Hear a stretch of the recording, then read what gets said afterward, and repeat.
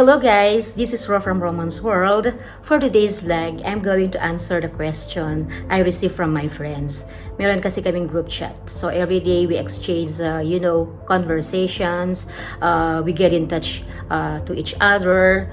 So sabi nila, Ro, I watch your video sa YouTube. Your travel to United States for free. It seems that it's so easy for you to manifest these things. Na wala kang concerns, wala kang issue sa buhay mo. So our question is, because we are experiencing this global pandemic, so how do you deal with uncertainty during this coronavirus pandemic? Of course, it's very easy for us to say, kaya mo yan, malampasan mo yan. Dun sa mga taong nakaranas ng, of course, matinding pagsubok dito, most of the people are experiencing, of course, mass layoff, right? Nawalan sila ng trabaho. Okay? But then again, it's really a matter of acceptance kasi nandito na siya. And coronavirus pandemic has been with us. We've been experiencing this for like more than 7 months now, right? So, shall we stay in the frequency of yung fearful ka, takot ka, wala kang magawa? Or shall we stay or move forward na para maging productive din tayo at malampasan natin ang pagsubok na to. Kasi we have to move forward whether we like it or not. It's really a matter of what? Your decision to move forward. So how do we deal with uncertainty during this coronavirus pandemic? For me, I noticed the fearful thought or the negative situation. Right? But we can turn the negativity into positivity by looking at the brighter side of the situation. Although it is easier said than done, but we have to choose. We do not have anything to do, but we have to choose that this coronavirus pandemic is with us. Right? So, as Paulo Coelho said in his book, The 11 Minutes, I can choose to be a victim of the world or an adventurer in search of treasure. It is all a question of how I view my life. I'm going to share to you practical strategies na ginamit ko when I experience depression. Yes, tama kayo. I experienced depression in 2003. The reason why I searched for an organization to help me. But no amount of people can give you spiritual uplifting words or moral support. No amount of these people can teach you what to do. Ang pinaka-important na realize ko of all my negative situations na naranasan ko, self-care is important. Yun ang kulang sa atin. Kapag nakaranas ka na ng negativity or depression, self-care is important. Pero sasabihin nyo, napakadali mo naman sabihin lang na self-care is important. We have this pandemic nga. But then again, shall we stay in the frequency of the fearful event? Nandito si pandemic. Shall we stop living because pandemic is with us? Or shall we move forward para lahat tayo maging maayos ang buhay, because life must go on. At the end of the day, life must go on. Labanan na ito ng tamang pag-iisip kung paano mo i-cope up yung buhay mo.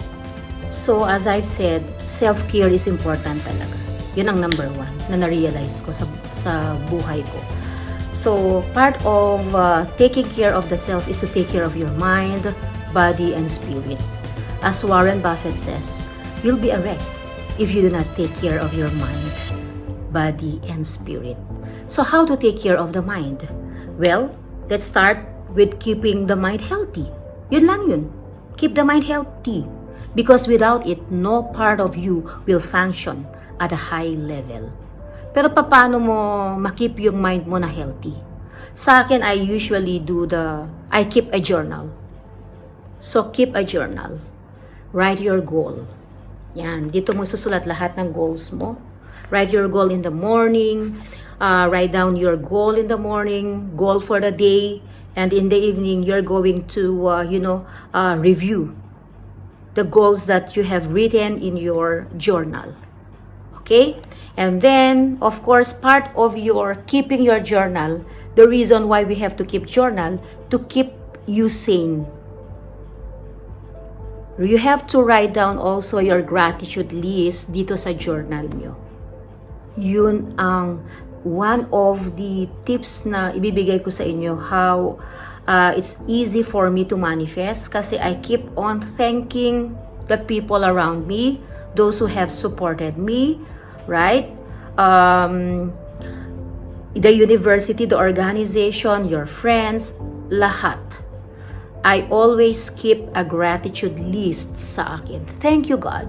Upon waking up in the morning, thank you, God, for the gift of life again. Thank you, bed. Pati yung bed, I even say thank you to bed.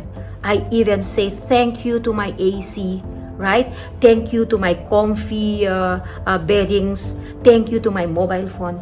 Yun, isama nyo sa journal niyo yung gratitude list. So, taking care of the mind is to keep a journal. So, number 2, dun sa keeping the mind healthy is to do the self-talk.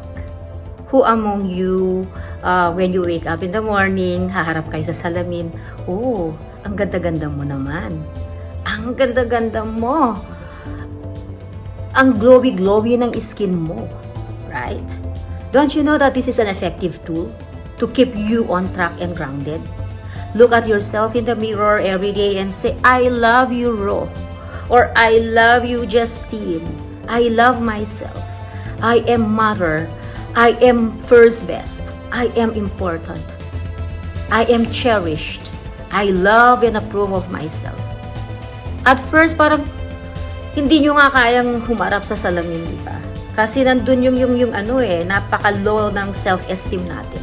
But the moment you acknowledge that walang ibang tutulong sa'yo, kundi yung sarili mo, yung tao dyan, yung kausap mo dyan sa salamin na yan. That you matter, that you are important, that you are cherished. Because the moment you feel that you are important, you matter, you are cherished, that radiates. Magra-radiate yan sa iba, and you also receive the same affirmations na binigay mo sa sarili mo. So, self-care is important, is to do the self-talk as well.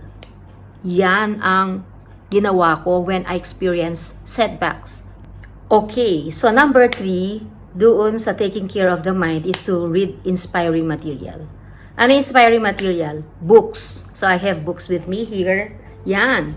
The 12 Powers by Charles Fillmore, Cora and Fillmore.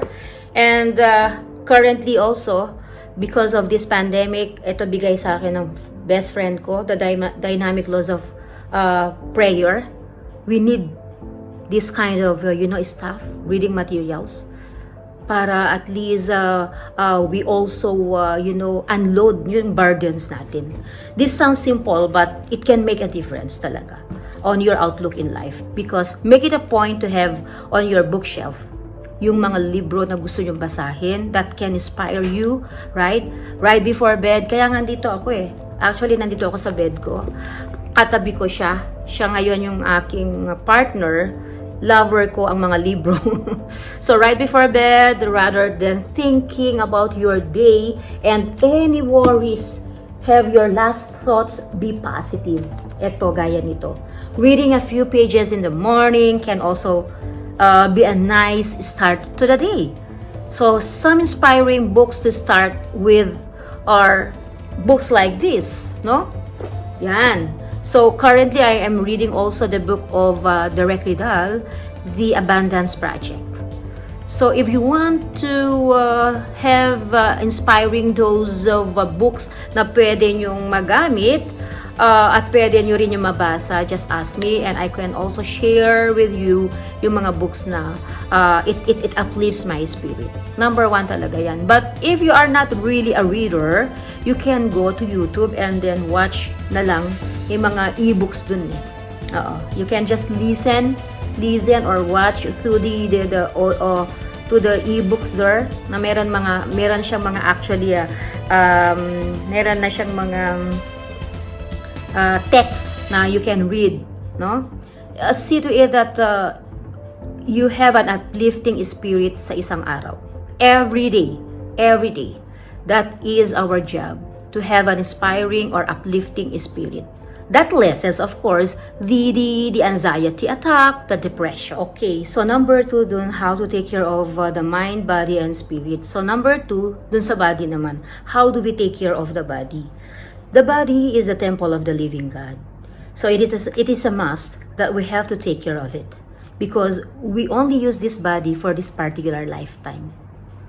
Temporary lang tong katawan natin eh. Bigay lang to, right? Ng God, ng universe, whatever name you call your God, Jesus Christ, Jehovah, Allah, Buddha, right? Bigay lang to. This is just a temporary. This is finite, because our soul is infinite until such time that the soul decides to leave this body, to depart this body. But while we are in this body, we really have to take care of it. The reason why I am, of course, advocating yung low carb and intermittent fasting na ginagawa ko. So, for me, try to eat protein, high protein, and then lessen mo yung low carb, carbohydrates. Sa amin sa LCIF, 20 grams lang yung allowable na carbohydrates intake. Don't you know the reason why I haven't uploaded any or uploaded more pictures do sa travel ko sa London? Because I was really, big. I cannot even upload it kasi parang ba't ang laki nito, ganun. So, I made a major decision when I came back from my travel to London. From London to London, sabi ko, no, it's high time that I have to do something about my weight. So what I did is that was October when I returned from my trip to London. Pagbalik ko ng Bahrain, I started eating high protein, lessen the low carbohydrates, and then I exercise regularly. I do some workout. And of course, part of taking care of the body is to get sunlight and this will increase the immune system, especially now that we are experiencing this, coronavirus, no? So parang nade-depress, feeling mo depressed ka kasi we are actually, everything that we do now is online, right? The new norm now is online teaching, all right? Online lahat. So, see to it that you also have a plenty of sleep. So, that is how we should take care of the body. Sabi ko nga, this is just temporary to eh. While we are living in this body, in our awesome body, right? We really have to take care of it.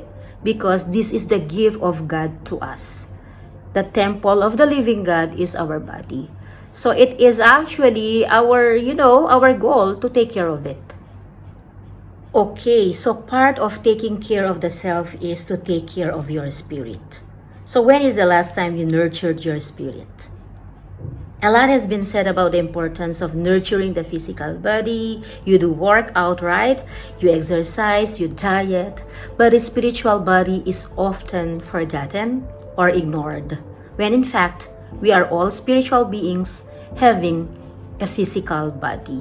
So kung mahalaga sa inyo ang pag-diet, pag-exercise, getting an exposure from the sunlight, dapat we should not neglect also our spirituality, right? The spirit.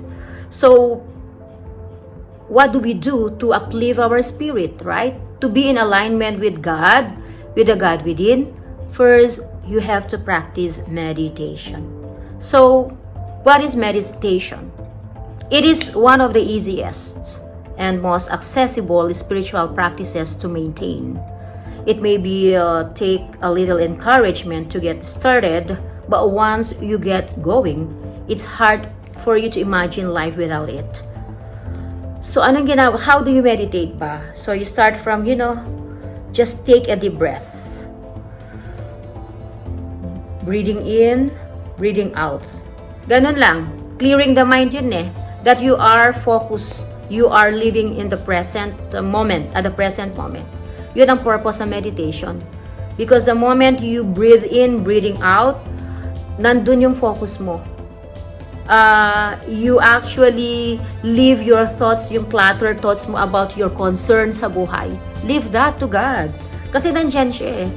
Leave all those, clutters ng mind mo. Kasi the moment you, ano na kayang gagawin ko? I haven't solved this issue. Just leave that to God. How do you solve the issue? Sabi ko nga sa'yo, do the journal. Isulat mo na lang lahat yan eh. Alright? Then meditate on it. Because God will show you the answer. God knows, God shows sa lahat ng mga concerns natin. Alright, why do we meditate? And what's the importance of meditation? The benefits of meditation is the reduction of stress. Of course, hindi perfect talaga naman yung life natin eh. Right? We really have to acknowledge the fact that we also experience negativity. So we need support or life coach to guide us. So when I experience yung setbacks din or pressure sa work, the bulk of work of being the dean or the director, so it's normal, no? So kung nakakaranas ako ng something negativity, I solicited a life coach. At ito yung powerful prayer na binigay niya sa akin. Actually, a meditation. It's a lengthy meditation, like it runs like 28 or 40 minutes na paulit-ulit siya, acknowledging that you have to forgive yourself. It's a ho'oponopono prayer, forgiving yourself. It's actually 4 lines siya. Yung I forgive you, I love you, I'm sorry, I thank you. Powerful lines yan. Because you are actually casting these lines sa sarili mo at sa mga tao din na nakagawa sa'yo ng something negative. It all boils down to acknowledging the fact that we all make a mistake. But it doesn't mean that by making a mistake, magilty ka na sa mga nangyari sa'yo. Move on and move forward ka. Dapat mabilis. So the reason why meditation is really important in order to, combat yung feeling of anxiety mo, na feel mo na down ka, and you feel depressed, right? Yung depression issues na yan. Dapat keep your mind sane and grounded ka. Keep your cool, calm, and collected. Alright, so part of, being in alignment of your spirit is to see to it that you have time to go to park, right? You visit the park, there are trees there, you sit, then you watch the swaying in the winds, or you go to the beach, you watch the wave crashing on the shore. So make your senses come alive. Kasi the moment na nag-focus ka doon sa particular moment na nandun ka, nawawala ka dun sa previous na programming mo, na previous thoughts na kinikreate mo, nawawala ka dun sa concerns mo, sa issues mo. There are many wonderful pala na pwede kong gawin sa buhay ko. Right? Simple things lang yan, right? Spend time in nature, even if it's just a few minutes, sitting by the tree, listening to the chirping of the birds, the wave of the crashing water. Yan ang effective tips ko or practical strategies na ginagawa ko. Patuloy ko na ginagawa. I see to it that I have a dose of this kind of stuffs. Because it's uplifting. As I've said, nobody can take care of us. Self-care is important, and it starts from you. Taking good care of yourself is really important. That's the reason why we have all these tools to really safeguard, our energy. Because the moment that we are in this collective negative consciousness, ina-absorb natin yan. And it affects us. Alright, so part of taking care of your mind, body, and spirit, ito yung magsisil ng pagtitake care mo dyan. Okay? Sa sarili mo, to keep your sanity, you have to do this last thing. Practice forgiveness. Sabi nga nila, to err is human, to forgive is divine. Because if you are unable to forgive someone, it holds you back from manifesting, or it holds you back from fully experiencing life.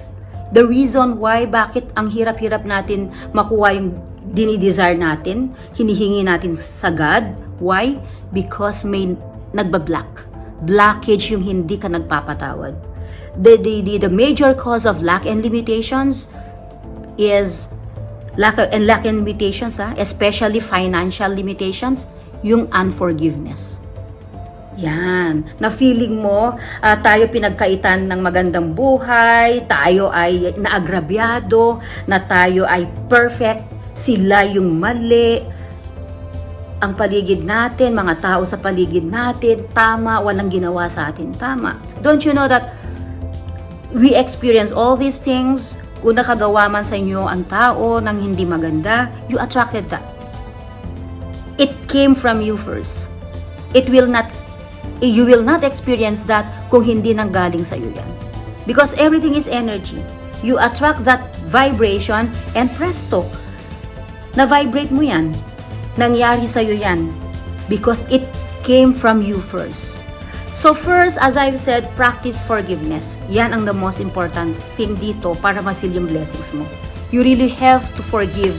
Again, put that in your journal. Put that in your journal.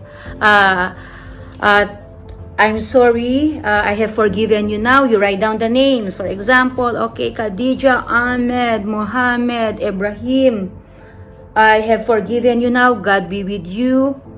Thank you for the lessons that I learned from you. The lessons that I learned from this experience, I'm now releasing you to your highest good and greatest joy. Isulat mo yan. Mahirap magpatawad talaga, but you have to do it. Para madali lang siya, you have to write it every day. Okay, sulat mo yung pangalan, isa-isahin mo. Do it consistently until such time na wala ka nang nararamdaman na masama dun sa taong nakagawa sa'yo ng something. Alright? So, ito yung practical tips na naging effective sa akin when I combat my depression. And of course, effective tips pa rin siya during this time of pandemic. So, ayan, nasagot ko na yung tanong ng mga friends ko. So, everything now is either an opportunity to grow or an obstacle to keep you from growing. You get to choose. For me, I choose to grow by being productive and do the things that I am passionate about. And that is to fulfill my dharma. That is to fulfill my purpose.